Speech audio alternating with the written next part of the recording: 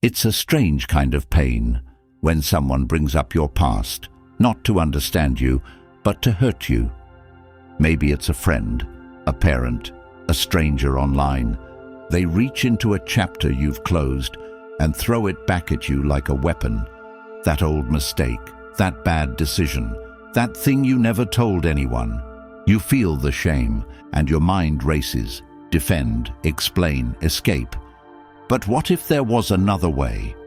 A way that didn't just protect you, but freed you completely. Number 1, face the truth. People don't fear their past. They fear being seen through it. They fear that if someone finds out, they'll be judged, abandoned, disrespected. That fear becomes a leash they willingly wear, and guess who yanks it? Anyone who needs to feel stronger. But the truth is this: your past has no meaning unless you agree with what it says about you. That means your worst day only has power if you still believe it defines you. And most of the time, you do. You might smile on the surface, but deep inside, that guilt still eats at you. That's why one sentence from someone else can crack you open like glass. Until you face the truth without shame, anyone can trigger you. And the hard truth is, most people don't want to heal. They just want to forget. Forgetting is weakness. Facing is power. When you speak your past with strength, you strip it of emotional weight. Not with rehearsed speeches, not with fake bravado, but with brutal simplicity. You say, yes, I did that, and you say it without blinking. No performance, no explanation. Because if you still explain it, you haven't accepted it. This isn't about telling the world your history. It's about telling yourself the truth without crumbling. Because if you can't say your own story with peace, don't be surprised when others use it with violence. This is psychological warfare. You win by making peace with your past before the world weaponizes it. The ones who survive shame aren't the ones who hide from it. They're the ones who beat it to death with exposure. Truth isn't soft. It burns, but it cleans. And after that fire, nothing sticks. Number 2, use it to grow. There are 2 types of people with a painful past: those who let it define them, and those who use it like jet fuel. The people who walk into every room with shame already lost. They don't even realize it, but it shows in their voice, their posture, their eyes. They seek validation, they overcompensate, they fake confidence. But those who've actually grown from their past, they don't talk much about what they did. They live like someone who's been burned and learned how to build fireproof skin. Growth means scars, not filters. Real growth means you stopped seeing your past as something to survive and started seeing it as something that trained you for the life you're building now. And here's the twist: if your worst day taught you discipline, boundaries, self-control, purpose, then wasn't it secretly your best day? If your betrayal taught you how to see through manipulation, if your failure taught you how to push through discomfort, if your shame taught you how to build real pride, then you didn't just grow, you evolved. And the people who bring up your past don't want you to remember that. They want you to think you're still the same. They want you guilty, quiet, weak, because the moment you stop hiding, their illusion disappears. You want real growth? Then stop measuring it by how little people bring it up. Measure it by how calmly you stand when they do. When you speak from scars and not open wounds, you terrify people who still bleed internally but pretend they're fine. That's the gift of growth. It's visible. Not in what you say, but in how little you need to say.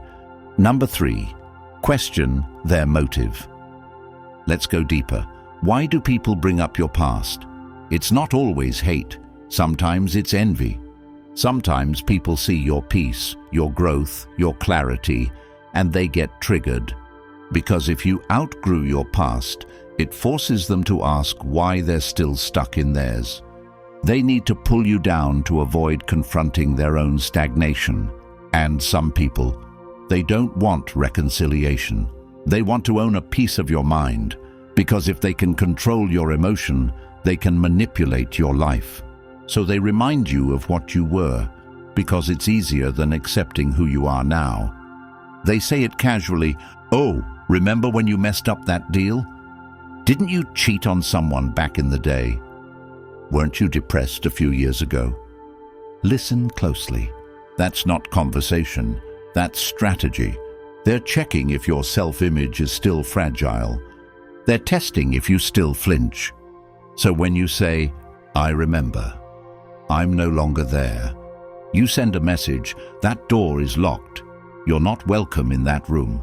And when they insist, ask this: what outcome are you hoping for by bringing that up? Watch what happens. No insult, no defense. Just a sharp question straight to the center of their ego. If their goal is control, your calm breaks them. You're not playing defense anymore. You're playing chess. Quietly, precisely, unemotionally. This is psychological unhooking. When you no longer flinch, you're no longer under anyone's narrative. Number 4, stay grounded. When they dig up your past, they expect chaos. They expect you to deny, to stutter, to explode. What they don't expect is silence with presence. They don't expect someone who can take an emotional punch and not move an inch. And that's why stillness is the ultimate shock. Stillness is what happens when the emotional hooks don't stick anymore. It's what happens when you stop negotiating your worth. You don't justify, you don't beg, you don't chase, you observe. You realize their opinion of your past has no effect unless you react. That means the moment you pause, breathe, and choose your words, the power shifts. You don't need fancy phrases, you need clarity.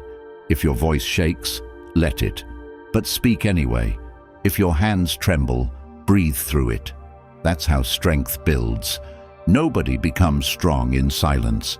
They become strong by walking straight into conversations that once broke them and staying whole.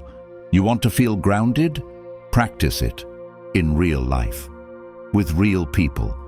In hard moments. Every time you respond with calm, you train your nervous system. Every time you respond with clarity, you rewrite the script. And eventually, the emotional earthquake that used to shake your identity becomes background noise. You walk into rooms with presence. People bring up your past like it's a bomb. You treat it like it's dust, because you're standing on solid ground and no one else poured the concrete. Number 5, speak with dignity. There's nothing more dangerous to the people around you than a person who speaks with emotional discipline. Not loud, not robotic, just deliberate. Dignity isn't passive, it's surgical. When someone tries to provoke shame, the world teaches you to overtalk, to prove, to explain. But dignity, it's selective with words and lethal with truth. You don't need to raise your voice when you speak from authority. You don't need to clap back when your life already proves them wrong. Speak like someone who doesn't argue with people still stuck in the version of you that no longer exists.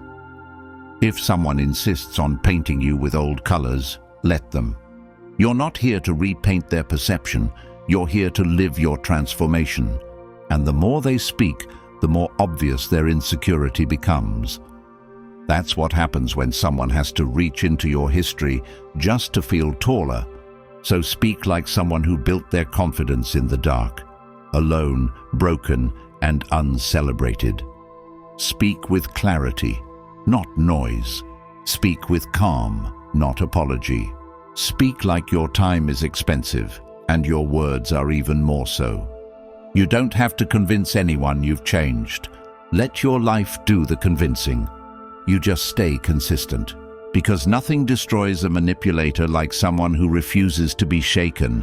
Speak once, speak clean, walk away. Let them sit with the silence. If you would like us to make more videos like this, subscribe to the channel, like the video, and leave a comment.